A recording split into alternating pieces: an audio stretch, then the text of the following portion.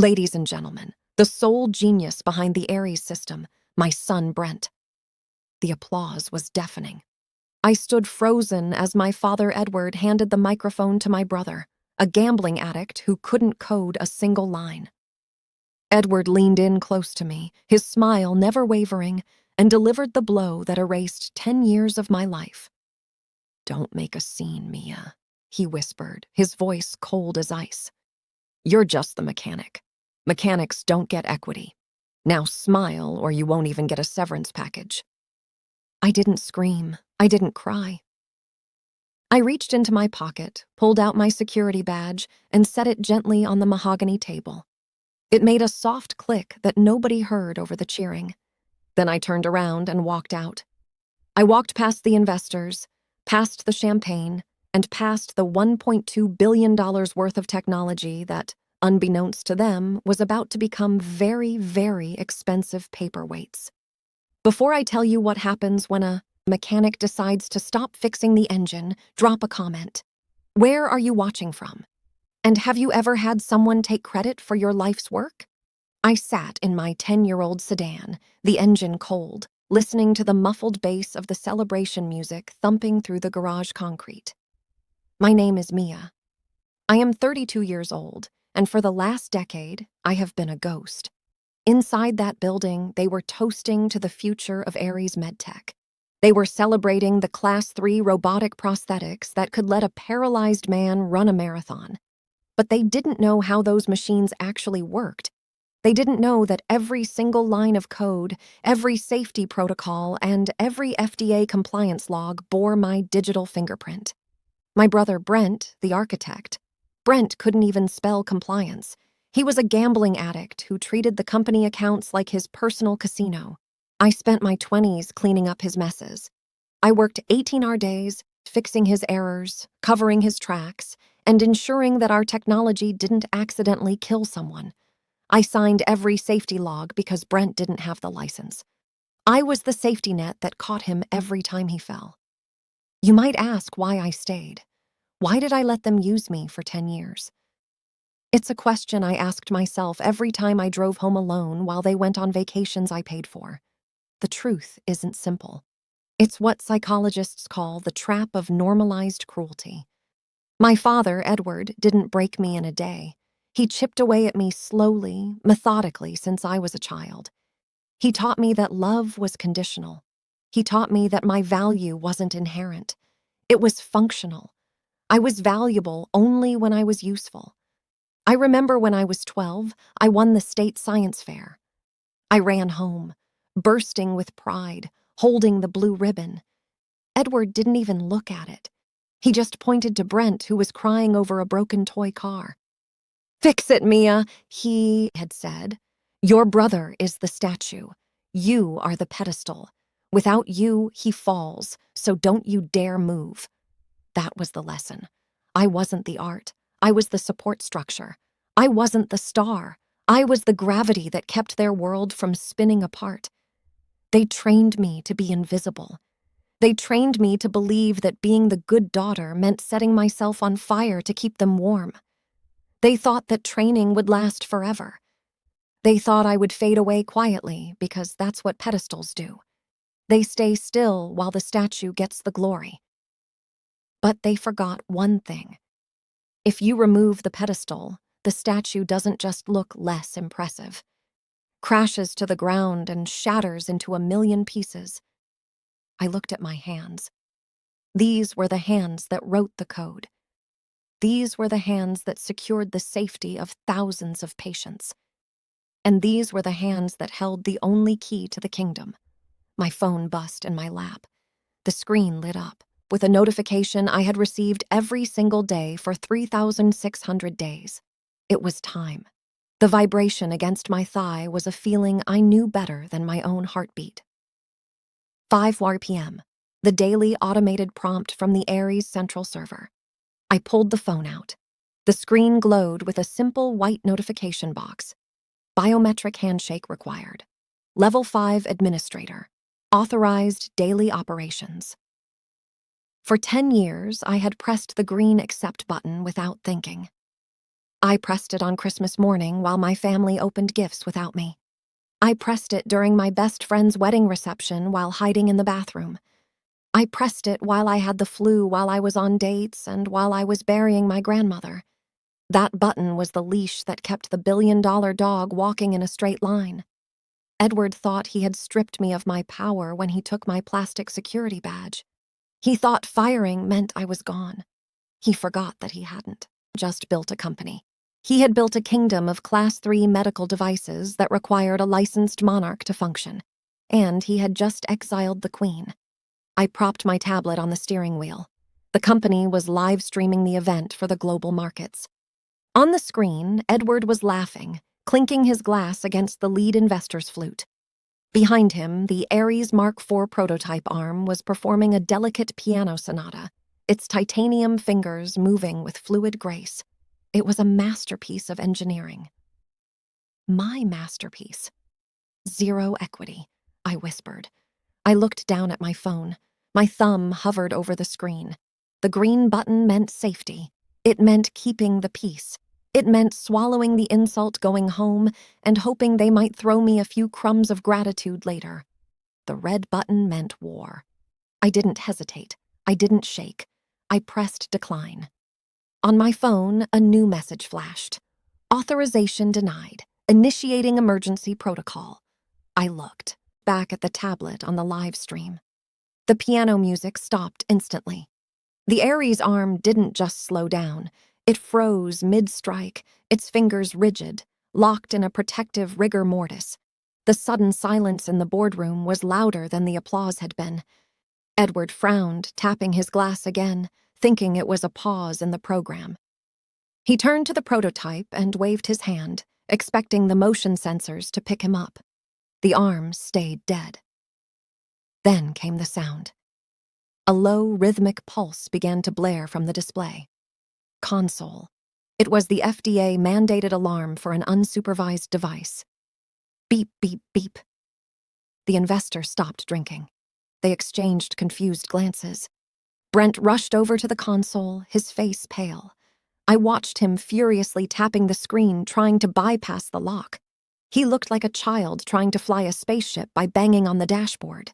A large red banner scrolled across the presentation screen behind them, replacing the Ares logo. It was crisp, clear, and impossible to ignore. System locked down. Unauthorized operation.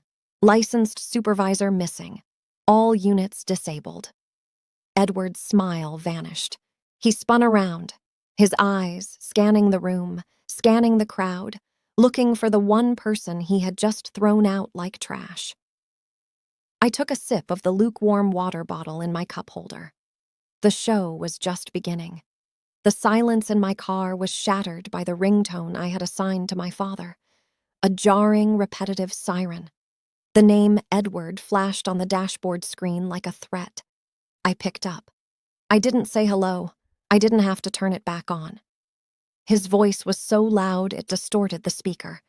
I could hear the chaos in the background, investors shouting, chairs scraping the relentless beep of the FDA alarm. "Turn it back on right now, Mia. I know you did this. I know you rigged it." I leaned back in my seat, watching the live stream on my tablet. On screen, Brent was sweating through his expensive suit, frantically mashing buttons on a console that was completely dead. "I didn't rig anything, Edward," I said, my voice calm, almost bored. "I told you I'm just the mechanic, and since I don't work there anymore, I can't authorize the safety protocols." "Don't give me that technical garbage," he screamed.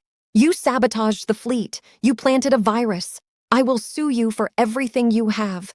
I will bury you so deep you'll never work in this industry again. It's not a virus," I corrected him. "It's a feature. Specifically, it's the 24-hour supervisor mandate required for Class 3 medical devices. Without a licensed administrator to biometrically sign the logs, the system defaults to safe mode to prevent patient injury. It's not sabotage." "Dad, it's the law. I don't care about the law," he roared. "I have investors here. I have $1 billion deal on the table." "Fix it."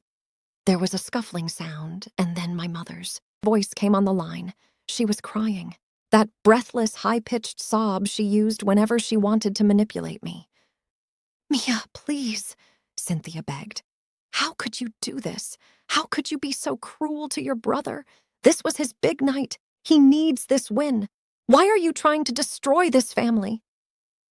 I closed my eyes for a second. There was the classic pivot. When threats didn't work, they switched to guilt. They didn't care that Edward had just fired me and erased my existence. They only cared that I was ruining the party. "I didn't destroy the family, Mom," I said. "You did when you sat there and watched Dad give my life's work to a gambling addict. You chose your side. We gave you a job." She shrieked, the mask slipping. "We fed you. We let you play scientist in that lab. And this is how you repay us, by embarrassing us. Give me the phone." Edward snatched it back. His breathing was ragged. "Listen to me, you ungrateful little brat. I want the override code, right now. Give me the password and maybe I won't call the police."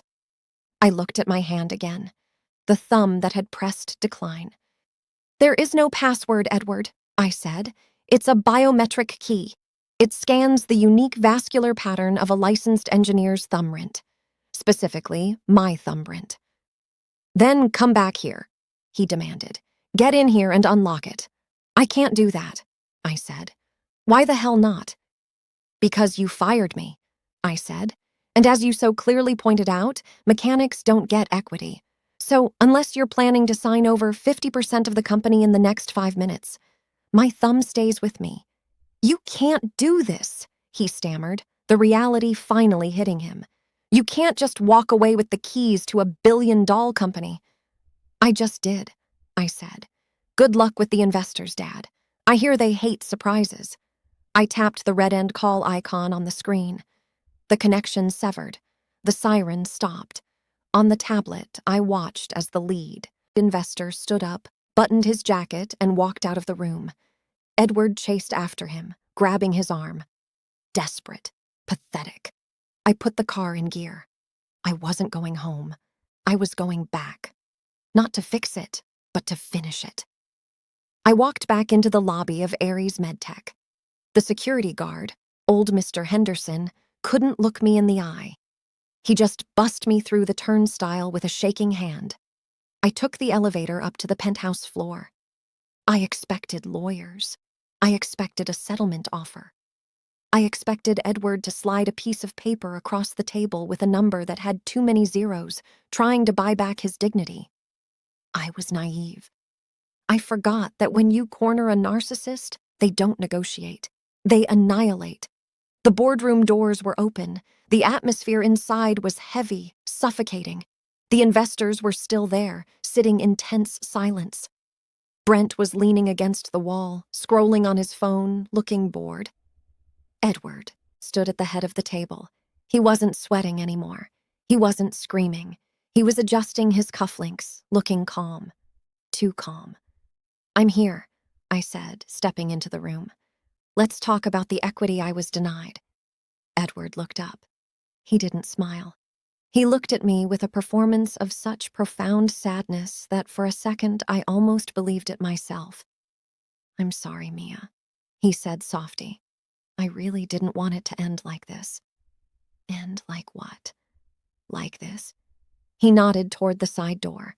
It burst open. 4 men in windbreakers stormed in. They didn't look like corporate lawyers. They moved with the aggressive precision of law enforcement. On the back of their jackets in bold yellow letters, FBI. My blood ran cold. "Mia Vance," the lead agent barked, crossing the room in 3 strides. "Hands where I can see them." "What is this?" I asked, backing up. "I didn't do anything. We have a sworn affidavit from the CEO of Ares MedTech alleging corporate espionage, wire fraud, and the deployment of malicious ransomware," the agent said. He grabbed my wrist, spinning me around. I looked at Edward. He was shaking his head, playing the role of the devastated father to perfection. He held up a thick manila folder.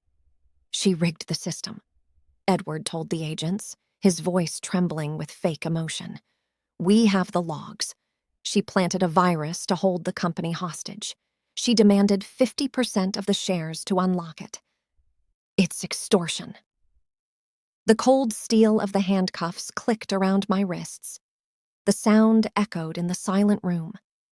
I stood there physically restrained while the people I had served for a decade watched. The lead investor looked at me with pure disgust.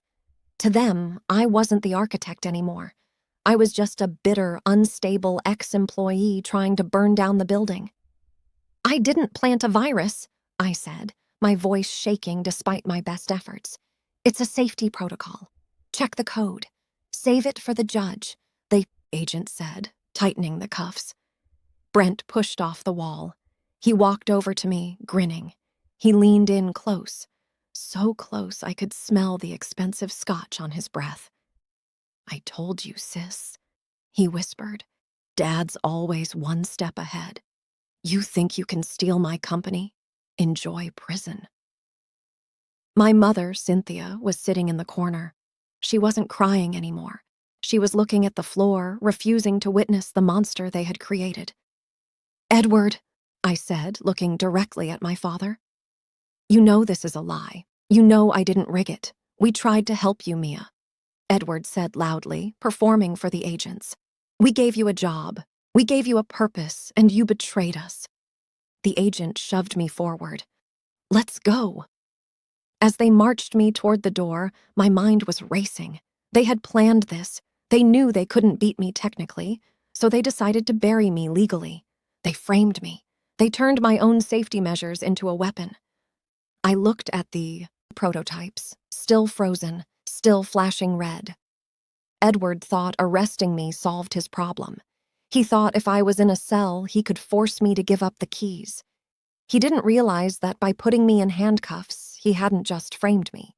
He had just walked directly into a federal trap he didn't even know existed. The agent read me my rights, but I kept my eyes on the flashing message behind Edward. System lockdown FD protocol 21 to 11. Edward was glowing with victory. He had taken my work, erased me from the company, and now planned to jail me to finish the job. But he forgot the lead investor. Wait, the investor said, pointing at the screen. That error code isn't a virus. It's federal compliance. I told the agent to search 21 CFR Part 11. When he checked, the truth unfolded fast. Removing me, the only licensed regulatory supervisor, shut the facility down by law and exposed the company for operating illegally, a felony.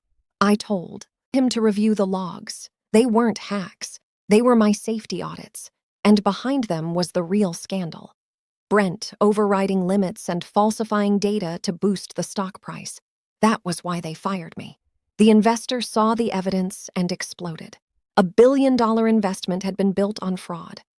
Moments later, the handcuffs came off my wrists and snapped onto Edward's and Brent's.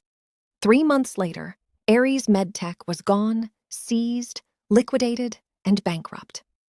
Brent pled out and went to prison. My mother abandoned ship and begged for money. I ignored her. I returned only to buy equipment for my new firm. Edward was there out on bail, screaming at movers, stripping his office. And it finally hit me. His power had never been real. It was just money in volume. Without cash, he was no one. He tried to command me one last time. I walked away. Outside, sunlight hit my face as I unlocked the servers for my new business. My name, my license, my future. Sometimes the only way forward is to let the wrong system collapse and build your